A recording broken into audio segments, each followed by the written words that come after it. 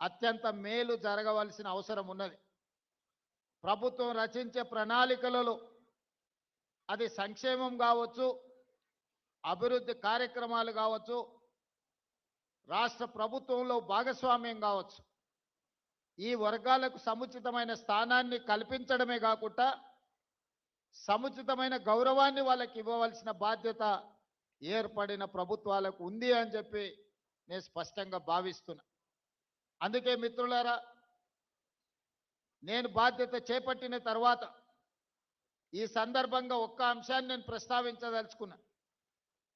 2006 సంవత్సరంలో మొట్టమొదటిసారి జిల్లా పరిషత్ ప్రాదేశిక మెంబర్గా మిడ్జిల్ మండలంలో నేను స్వతంత్ర అభ్యర్థిగా ఎన్నికల బరిలో దిగిన. మిడ్జిల్ మండలంలో అత్యధిక తండాలు ఉన్నాయి, గిరిజన జనాభా ఉంది.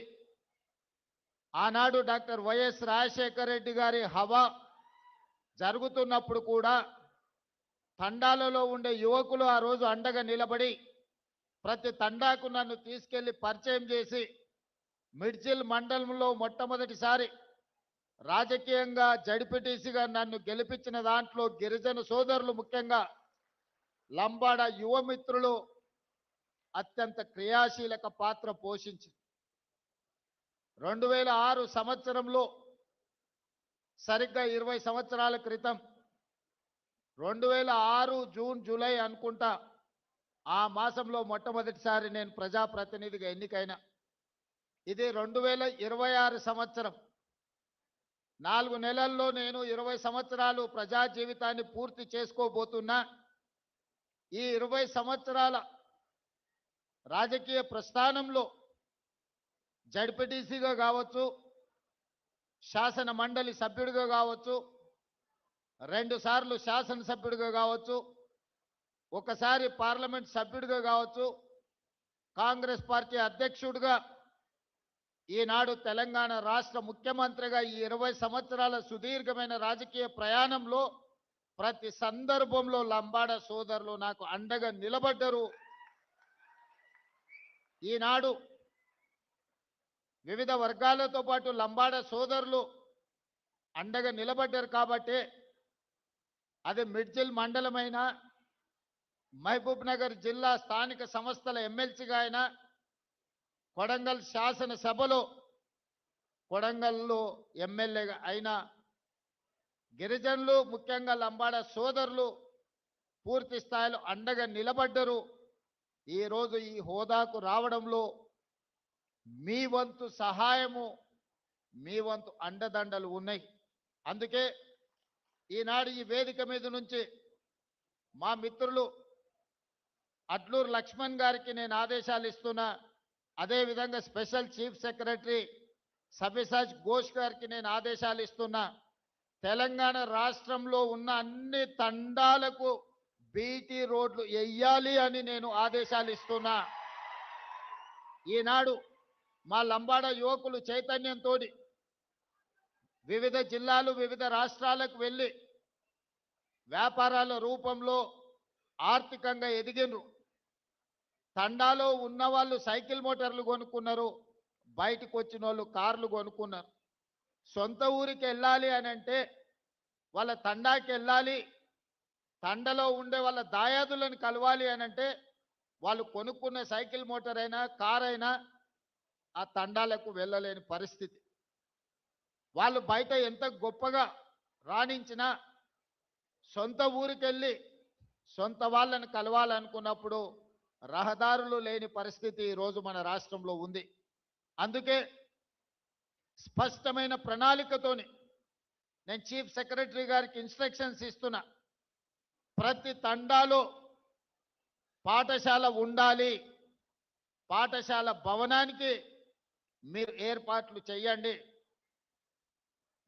దాదాపుగా కొన్ని వేల గ్రామ పంచాయతీలను గత ప్రభుత్వం చేసిన అన్నది, కానీ ఏ గ్రామ పంచాయతీలో గ్రామ పంచాయతీ భవనం లేదు. గ్రామ పంచాయతీ భవనం లేకుండా గ్రామ పంచాయతీ సర్పంచ్ ఎవరైనా గిరిజన సోదరుడే అవుతాడు. అది గూడాలు కావచ్చు, తండాలు కావచ్చు. గ్రామ పంచాయతీ లేకుండా ఏ విధంగా వాళ్ళు పరిపాలనను ముందుకు తీసుకెళ్తారు. అందుకే గిరిజన గ్రామ పంచాయతీలో రాష్ట్రంలో ఎన్నుంటే అన్ని గ్రామ పంచాయతీ భవనాలు నిర్మించడానికి మీరు ప్రణాళికలు సిద్ధం చేయండి.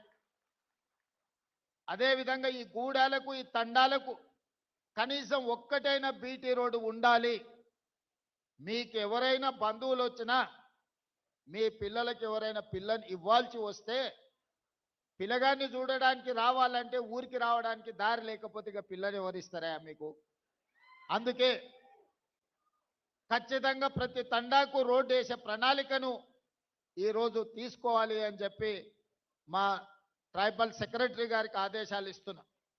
ఇదే కాదు, తాగడానికి మంచినీళ్ళు, అవసరమైన నీళ్ళ ట్యాంకులు, మిషన్ భగీరథ మీద 1000 కోట్లు ఖర్చు పెట్టిన ఆదిలాబాద్ ప్రాంతంలో నేను పర్యటన చేసినప్పుడు చాలా తండాలకు గూడాలకు తాగునీరు ఈ రోజుకు రావడం లేదు. కొన్ని ప్రాంతాలలో కరెంటు కూడా లేదు. ఎందుకంటే ఫారెస్ట్ వాళ్ళు మీకు కరెంటు పోల్స్ వేసి మీ గూడాలకు తండాలకు కరెంటు ఇవ్వనివ్వడం లేదు ఫారెస్ట్ రూల్స్ ప్రకారం. అందుకే అన్ని తండాలలో గూడాలలో కరెంటు లైన్లు వేయడానికి ఎక్కడైతే ఇబ్బంది ఉందో కంప్లీట్గా సోలార్ ద్వారా మీకు కరెంటు ఇచ్చి మీ వ్యవసాయ పంపు సెట్లు, సోలార్ పంపు సెట్లు ఇచ్చి మీరు వ్యవసాయం చేసుకోవడానికి అన్ని రకాల ప్రణాళికలను ఈరోజు సిద్ధం చేస్తున్నాం. ముఖ్యంగా పైలట్ ప్రాజెక్ట్ కింద ఈరోజు అచ్చంపేట శాసనసభ నియోజకవర్గాన్ని మొత్తం తీసుకున్నాం. 40,000 వ్యవసాయ పంపు సెట్లు ఈరోజు సోలార్ పంపు సెట్లు అక్కడ ఉండే రైతాంగానికి ఇవ్వదలుచుకున్నాం. ప్రధానంగా అందులో గిరిజనులకే అత్యధికంగా ఉపయోగం ఉన్నది. అందుకే ఈనాడు మీ సంక్షేమం కోసం, మీ అభివృద్ధి కోసం, మీ భవిష్యత్ ప్రణాళికల కోసం ఈ రాష్ట్ర ప్రభుత్వం పనిచేస్తున్నది. ఇదే కాదు, ఈరోజు మీరు ఆలోచన చెయ్యండి. ఆనాడు తెలంగాణ రాష్ట్రం వచ్చిన తర్వాత 10 సంవత్సరాలు పేదలకు రేషన్ కార్డు ఇవ్వడానికి కూడా ఆ ప్రభుత్వానికి చేతులు రాలే. కానీ నేను బాధ్యత చేపట్టిన తర్వాత పేదవాడి గుర్తింపు, పేదవాడి గౌరవం, పేదవాడి సంక్షేమమే రేషన్ కార్డు. ఆ గుర్తింపు, గౌరవం, సంక్షేమం ఇవ్వాల్సింది ప్రాథమిక బాధ్యత రాష్ట్ర ప్రభుత్వం.